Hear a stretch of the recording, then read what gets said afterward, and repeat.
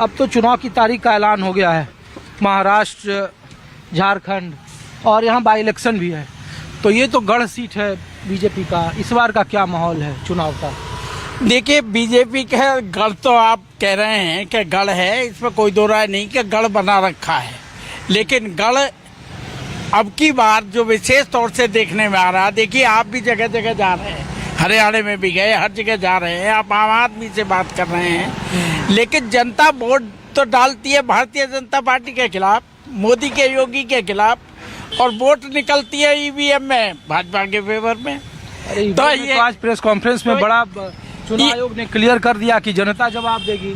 जनता क्या जवाब देगी? जनता तो जवाब दे रही है, ईवीएम क्या जवाब देगी, उस बात के बारे में बात करिए। तो ईवीएम में 2009 में यहाँ से बीजेपी जीती, राजनाथ सिंह थे, 90,000 से जीते, फिर 5 लाख से जीते, 7 लाख से दिखे, इस बार 3.5 लाख से जीते।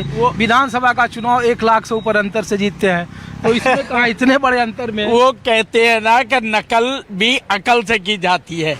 ये जो बैठे हुए हैं सत्ता में, गृह मंत्री और प्रधानमंत्री, ये कौन सी संस्था ऐसी है कि जो इन्होंने कब्जे में नहीं कर रखी? सारी जो संवैधानिक संस्थाएं हैं सब इनके अंडर में है, कोई बोलता ही नहीं है इनके खिलाफ, तो जनता तो वोट देती है। आपने हरियाणा में देखा है क्या हुआ है? हरियाणा में मैं 2 दिन रहा हूँ वहाँ चुनाव में, और पब्लिक सब फेवर में, आप लोग भी सब फेवर में बात कर रहे थे। आपके 24 वाले भी, राजीव जी भी गए हैं, शायद आप भी वहाँ गए थे, और तो सब लोग, जनता ने नकार दिया ना, जनता ने अप्रत्याशित नतीजे दिए, तो हम लोगों ने ईवीएम ने नकार दिया, जनता ने नहीं नकारा। ये जब ये 2 राज्य के चुनाव, महाराष्ट्र और झारखंड के चुनाव को आप लोग कैसे देख रहे हैं? हरियाणा का प्रभाव है? देखिए, मुद्दे बोलेंगे, राहुल गांधी ने जन जन की बात कर रहे हैं, और राहुल जी आज नौजवानों की बात कर रहे हैं, मजदूरों की बात कर रहे हैं, किसानों की बात कर रहे हैं, महिलाओं की सुरक्षा की बात कर रहे हैं। अभी महाराष्ट्र में आपने देखा कि क्या हुआ, लॉ एंड ऑर्डर का, बाबा सिद्दीकी का मर्डर हो गया खुलेआम। बहराइच का भी चर्चा लोग कर रहे हैं, और बहराइच में देख लीजिए क्या दंगा हो रहा है, क्या प्रशासन का रोल रहा है। ये तो जानबूझ करके, सिवाय इनके पास हिंदू और मुस्लिम के और कोई भी मुद्दा नहीं है। राहुल गांधी, प्रियंका गांधी, कांग्रेस, इंडिया गठबंधन, वायनाड में भी चुनाव हो रहा है, प्रियंका गांधी लड़ रही है। मैं कह रहा हूँ वायनाड में फिर वही बात आ जाती है घूम फिर करके, ईवीएम से कौन लड़ेगा?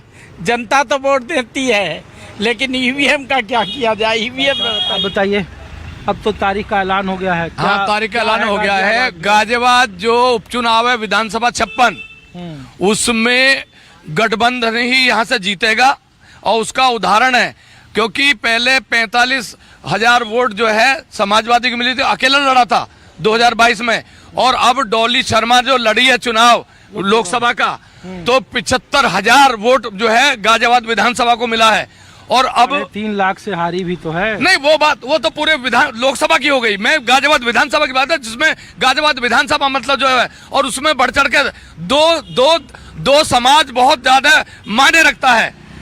कौन कौन समाज है वो? एससी समाज की 1.25 लाख वहां वोटर है, एससी समाज गाजियाबाद में, और 90,000 मुस्लिम समाज है। इन दोनों, और उसके बाद में यादव समाज, ब्राह्मण समाज, ठाकुर समाज, पाल समाज, प्रजापति समाज, वो भी सब है। कुल मिला के गठबंधन यहाँ से जीतेगा, क्योंकि ये लोग जो है भाईचारा मिटा रहे हैं। भाईचारा मिटा, अभी देख लो, अभी गाजियाबाद में झगड़ा करा दिया, क्योंकि झगड़ा करा के माहौल बिगाड़ते हैं। आप ये बताइए, एससी में तो अब आप कह रहे हैं कि पीडीए के साथ है, एससी में बसपा को यहाँ 2012 में बसपा यहाँ से चुनाव जीती, सपा तो कभी चुनाव ही नहीं जीती। 2012 को छोड़ो, 2024 की बात करिए आप, 2024 की बात करिए। चंद्रशेखर की भी पार्टी अब नहीं, मैं बता रहा हूँ ना, इसीलिए तो मैं आपको, इसीलिए मैं बता रहा हूँ, चंद्रशेखर की पार्टी और उधर बहन जी की पार्टी, उन दोनों पार्टियों को, क्योंकि वो जीत नहीं रहे हैं, इसलिए बीजेपी को हराने के लिए जो एससी समाज है इकट्ठा होकर अभी भी लोकसभा में भी गठबंधन में वोट दिया है, जो सारे देश में। इसी तरह से यहाँ की गठबंधन में जो है, हरियाणा में तो फेल हो गया। हरियाणा में तो, अरे वो तो बेईमानी हुई है, वो तो बेईमानी हुई है।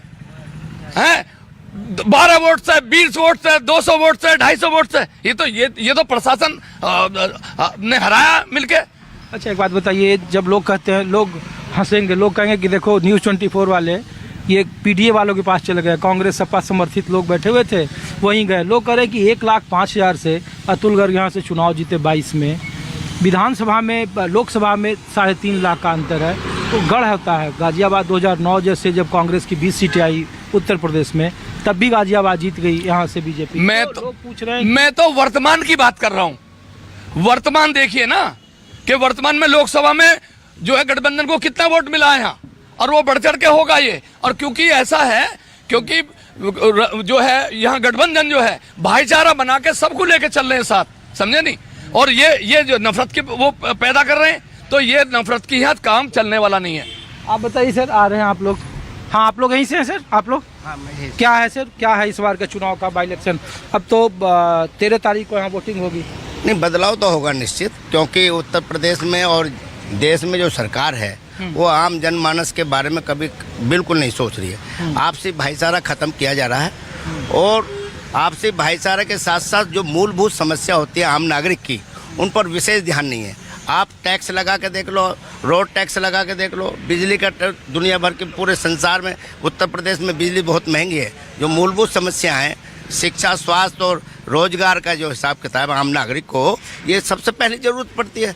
क्योंकि बदलाव तो निश्चित होगा, क्योंकि आप चुनाव आयोग भी, हरियाणा में भी लोग यही कह रहे थे। मैं ये कह रहा हूँ कि चुनाव आयोग पर प्रश्न चिन्ह उठते आ रहे हैं जब से जो है ईवीएम का मुद्दा लगा। अभी 99% को कहा ही भाई सब जगह की जनता जवाब देगी। आप एक बात बताइए, जब जनता इनसे त्रस्त है, इनसे नाराज है, युवा इनसे नाराज है, किसान इनसे नाराज है, महिला इनसे नाराज है, मजदूर इनसे नाराज है, तमाम व्यापारी जो छोटे मोटे हैं नाराज होने के बावजूद भी ईवीएम का जो हिसाब किताब है, क्या संदेह के घेरे में नहीं आएगा? ये मतलब जनता पागल है। मतलब ये चुनाव आयोग सही है, चुनाव आयोग 99% जो चुनाव आयोग हिसाब लगा रही है, निष्पक्ष होता है चुनाव आयोग। निष्पक्ष तो नहीं है, ये स्वायत्त होने के बावजूद भी ये बांध रखा सरकार ने, तमाम सिस्टमों पे कब्जा कर रखा। ईडी को देख लो, जम्मू सुप्रीम कश्मीर कोर्ट ने जो है ईडी और सीबीआई उस पर जो लताड़ मार रही जम्मू है। कश्मीर में ईवीएम नहीं चला, लोकसभा चुनाव में यही तो बुद्धि बांधने की जरूरत है। आप जहाँ जो बाहुल्य क्षेत्र है उसे कैसे आप वो कर दोगे? वहाँ एक बाहुल्य क्षेत्र है, यहाँ मिक्स क्षेत्र है, इसमें तुम जो जाति में ध्रुवीकरण करके जो जनता के दिमाग से जो खेलने का काम कर रही है चुनाव आयोग, ये ज़्यादा दिन नहीं चलेगा। यदि क्रांति होगी ना फिर मुश्किल हो जाएगी। ये क्रांति एक पक्ष उधर है, यहाँ उत्तर प्रदेश में भी हम जनमानस है। सुनिए, हमारी मूलभूत समस्याओं का ध्यान नहीं, और आप जबरदस्ती जो सत्ता के माध्यम से जो है किसी चीज पर कब्जा करके जनमानस से खेल लिया जाएगा, ये ज्यादा दिन नहीं चलने का। जनता समझ रही है। उत्तर प्रदेश में भी 1.25 साल जो है धरना प्रदर्शन करा, भी तो उत्तर प्रदेश और अपनी मुंह की खाई पार्टी, तब भी तो बीजेपी आ गई है। यही तो कारण है, जब से 2014 के बाद यही परिणाम आ रहे हैं। क्या हो सकता है?